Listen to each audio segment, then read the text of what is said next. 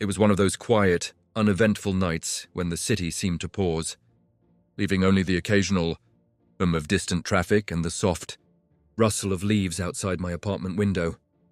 I was sitting alone, scrolling through my phone, trying to distract myself from the creeping boredom that always seemed to settle in after a long day at work. But then, something unusual caught my attention. From the apartment next door, I started hearing faint, repetitive noises, clinks, thuds, and low creaks that didn't quite make sense.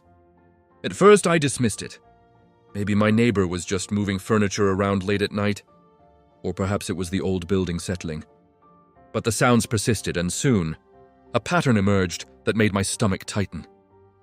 The noises weren't random, they were deliberate, calculated. Someone was moving things carefully, almost stealthily. My curiosity, and admittedly a growing sense of dread, got the better of me. I quietly approached the window, trying to peer into the neighbor's apartment without being seen. The blinds were partially drawn, but enough light spilled through to give me a partial view of the living room. What I saw made my heart skip a beat. My neighbor, who always appeared calm and composed during the few times I had spoken to him, was methodically packing objects from his apartment into a large cardboard box. I froze, unsure of what to do next. Should I call the police immediately? Or was I overreacting?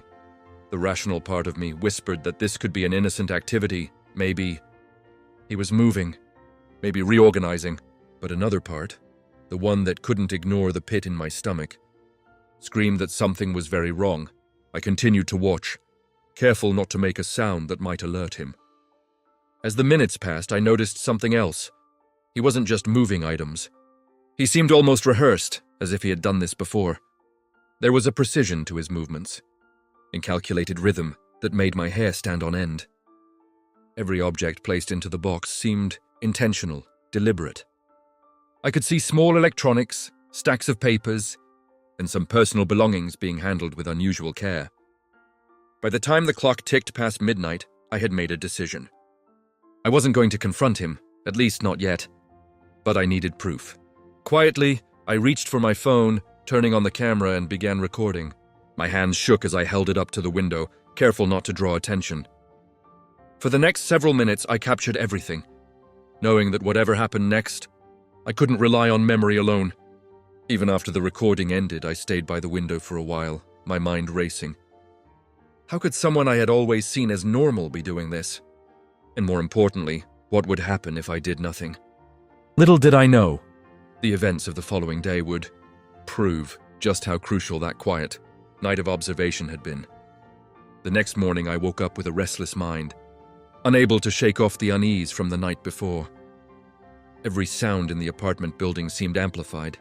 The creaking pipes, the soft footsteps in the hallway, even the distant ringing of a telephone.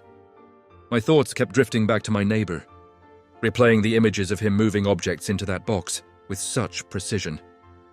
Later that day, I went about my routine, though my sense of normalcy had been shattered. I made breakfast mechanically, checked emails, and tried to focus on work. But the memory of the previous night lingered, gnawing at the edge of my mind. Around mid-morning, a soft knock on my door startled me. I wasn't expecting anyone, and my heart skipped a beat. I opened the door to find 2 police officers standing there, looking serious but calm. They introduced themselves and explained that there had been reports of suspicious activity in the building. Someone had noticed unusual behavior, and they were speaking with residents to gather information. My neighbor had been mentioned, though they weren't accusing anyone yet. They were just collecting statements. As they asked questions, I noticed my neighbor standing nearby, maintaining the same calm, collected facade he always did. He insisted he had done nothing wrong, that his activities had been completely innocent. My stomach twisted. Part of me wanted to confront him directly, to expose him for what I had seen. But I knew I needed more than my word. I needed proof. I excused myself for a moment, stepping into my apartment.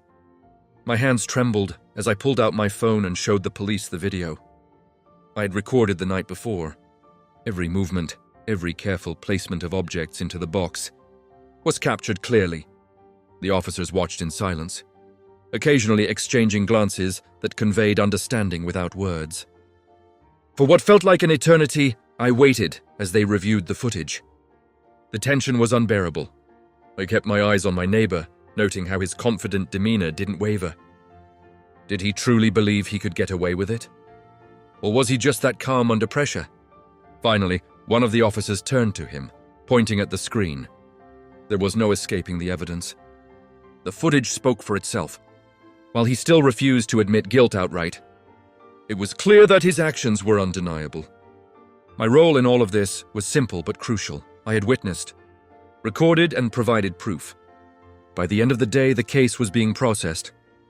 I felt a strange mix of relief and lingering unease. The knowledge that someone I thought I knew, though well could act so differently, behind closed doors was unsettling. That night I lay in bed replaying the events over and over, realizing how easily appearances can be deceiving.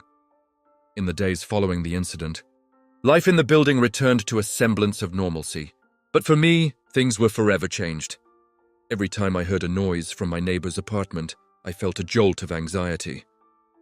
I'd learned a hard lesson about trust and appearances. The calm, friendly people we see every day might have secrets we would never imagine.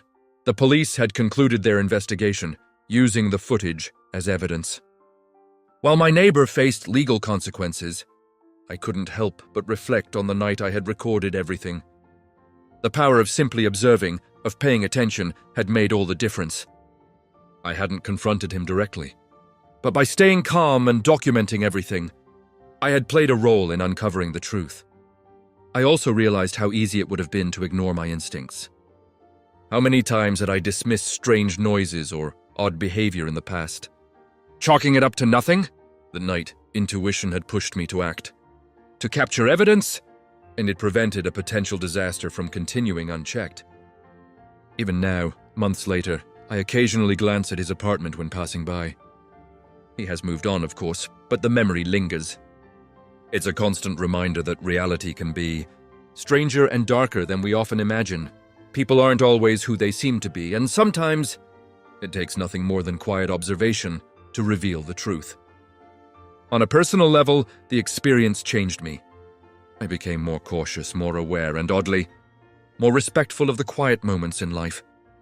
I learned that vigilance isn't paranoia, it's simply paying attention to what's happening around you. Looking back, I can almost hear the noises from that night echoing in my mind. The deliberate thuds, the careful placement of objects, the hushed rustle of items in the dark.